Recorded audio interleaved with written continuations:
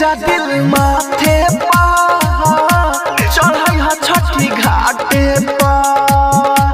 ले जा दिल माथे पा चढ़ाई हा छठी घाटे पा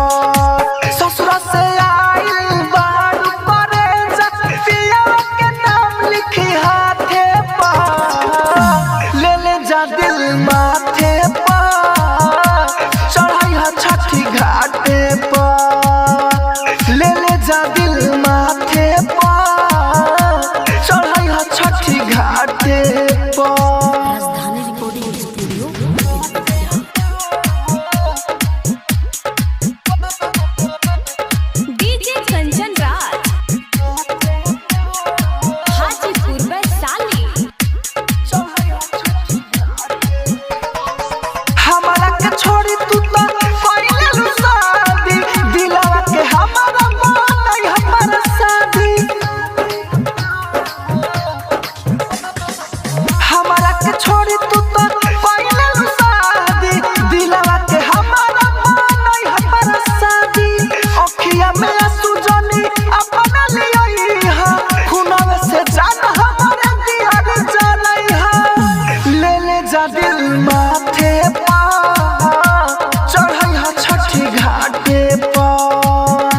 ले जा दिल माथे पा चढ़ाई हा छठी घाटे पा ससुरा से आइल बारू करे जा पिया के नाम लिखी हाथे पा ले जा दिल माथे पा चढ़ाई हा छठी घाटे पा। राजधानी recording studio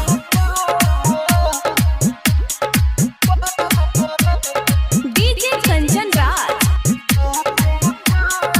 Hajipur Vaishali. Writer Manoj भाई राहुल राजधानी अब नहीं सह पाए सुन बदनामी राइटर मनोज भाई राहुल राजधानी अब नहीं सह पाए सुन बदनामी लकी अनिल सुन कृष्ण बसंत हो लगता कि जिंदगी के हो जाए हो ले जा दिल माथे पा चढ़ाई हा छठी घाटे पा ले जा दिल माथे पा